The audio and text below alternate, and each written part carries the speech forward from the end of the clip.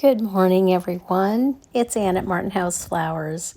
In today's video, I was on my daily walk and I wanted to check out what was left behind by those dang rabbits.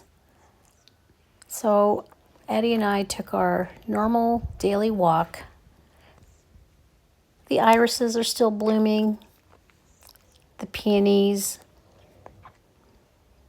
most of the sorbet pink ones, and some of the white double whites have been spent already, but I'm just waiting patiently for Kiss Me Kate, my climbing rose, to bloom. I see several buds on there. That lavender in the corner was such a beautiful shrub last year, and I don't know what's happened. I'm going to attempt to cut it back some more. It's certainly blooming on the front, but not the back. So far, late yesterday I planted those ageratums, little drift of them. That was that little 2 6-packs I had left. But so far the dahlias are looking fine. I might not have needed to cover them, but because there's a nest back there, I did cover a few of them.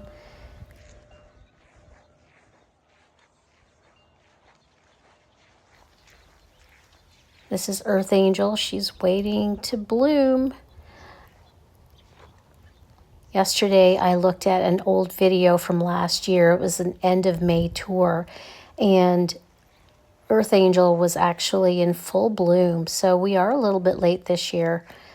Our peonies are still blooming. These are brand new, of course. What a difference a year makes. These were planted bare root, and they were just small little sprouts last year. And my Princess Spireas last year were already blooming, and now they're just starting. And in our rose bed that was just planted last spring, this is Arctic Blue. She's such a pretty pink rose. I don't know why it's called blue. And Summer Romance, I'm seeing buds already. We just planted that about a week ago. I'm so excited to see her bloom this spring. So pleased I bought 2 of those. So this is Olivia Rose Austin, the first rose to bloom. Some of the petals are already going brown, but this second shrub of Olivia Rose, she's now blooming, so it's kind of nice that one starts before the other. And this is Emily Bronte. Last year, she grew to be such a healthy shrub, but she didn't bloom at all. So look at those buds. Super excited. And directly behind there is Princess Alexandra of Kent with some buds. And these last 2 are Queen of Sweden. They were my favorite of the new roses last year. And New Dawn climbing up the arbor last May. She didn't even grow to more than, I would say, 4 feet tall. Actually, in end of May, she was 4 feet tall, and then she shot up over the arbor. But this year, she will bloom.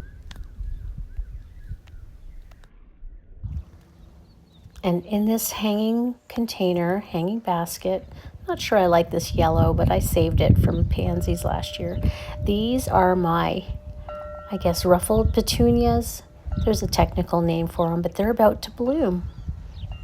And looking down, my dahlias are still okay. What are you doing? What are you doing? What are you doing? Oh, okay.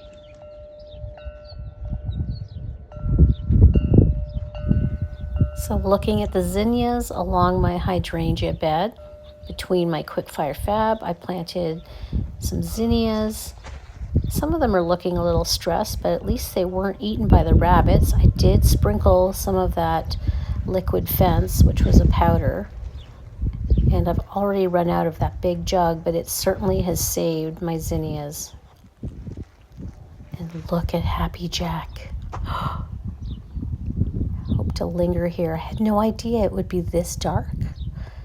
It's a really deep purple. And on the patio, my sweet peas.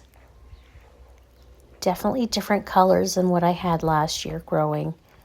So these are going to be a mix of, I think, reds and raspberries. And on this side, these are more a pastel mix, pinks and whites.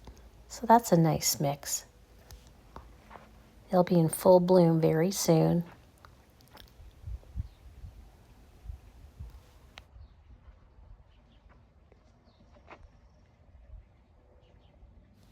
So I put Eddie on the patio and I got out my cushions. I don't often do that early enough, but today I decided I wanted to get the cushions out, but I forgot to put Eddie's cushions out. And my project for this morning is to get this Hortonova netting installed on those Snapdragon beds because I have already cut some of those and Snapdragons, and it's time to net them up. The reason for installing netting on your Snapdragons and some of your other tall cut flowers is to keep them growing vertically straight. We have a lot of wind in our area, so it's very helpful to have this netting so that the Snapdragons don't bend too much. Last year we installed them with these little wooden posts that Greg had hammered into the corners of the beds, but I found them to be too low. So part of the reasons why we put those metal posts in that have little notches was that not only to help secure the black grid fencing that we used around all the beds, but we did put the 4 posts on each of these Snapdragon beds so that I would have something to secure this netting on. So this first one took me about 20 minutes to install, just figuring out what to do. I basically used this Hortonova netting, which is the brand is Tenax, Tenax, and it's 4 feet wide by, I think, 50 feet long, and you can just cut the length to what you need. And our beds are 4 feet by 8 feet. So I'm just going to fast forward through this since it was a little bit fidgety. I also used small zip ties I also picked up from Amazon. I got both the netting and the zip ties from Amazon. The zip ties, I buy those in the most inexpensive packages you can get. They come in 3 sizes, so I use the smaller ones on this netting. I've used a nylon thread material in the past, last year, but I found that the bunnies, it wasn't that strong, and the bunnies just jumped in and broke through that nylon thread netting.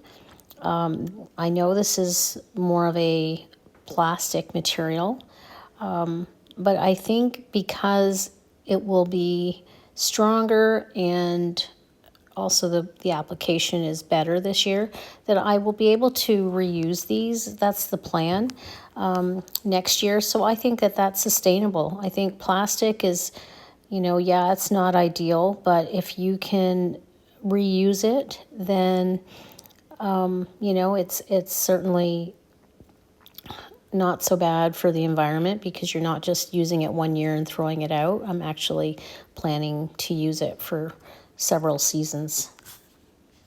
So I secured the 4 corners, and then I also decided to zip tie the sides right at the center, right to the fencing, and that allowed the squares to be a little more taut. And as I mentioned, it was a little bit fidgety in the beginning because it was my first one, and then of course the one behind went much quicker.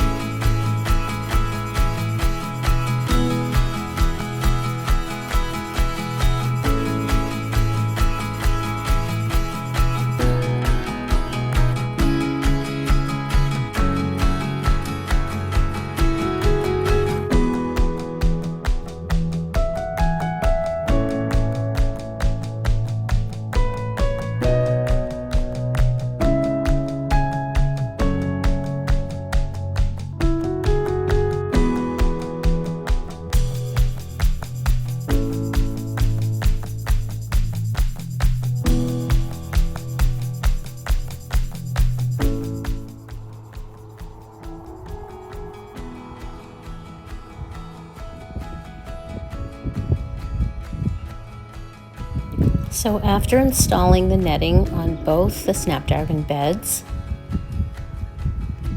remember those sunflowers we planted together yesterday? I had planted several, I think 6 or 7 little seedlings on each end of the arbor right behind the Snapdragons. There they are, looking so healthy. And on the right side, I planted another 6 or 7 seedlings. Well, I came back on today's daily morning walk with Eddie, and guess what?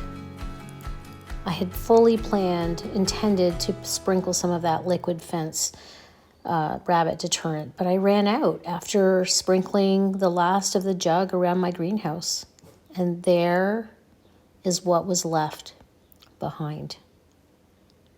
Can you believe it?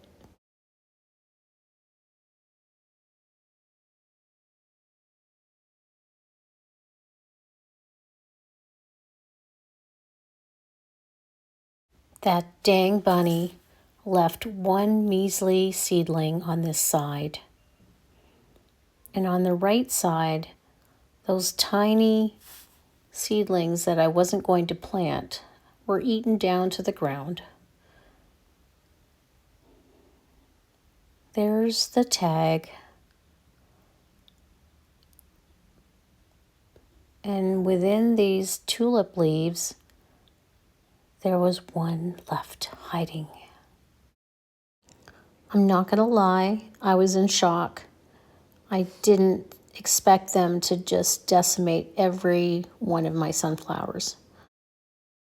Now, this loss is not new to me. Last year, we went through 4 packages at least of seeds that we direct sowed, and out of those, these teddy bear sunflowers, one in the bed and one next to my hydrangeas, were the only survivors. The birds had eaten all of our seeds last year that were direct sowed. But it's time to move on. So I pulled out my stash of seeds, and these are the ones that I have remaining. So I thought I was finished sowing seeds, but looks like I'm going to have to start more sunflower seeds. So more to come. But on a positive note, here's a look at some of the other seedlings we planted together yesterday.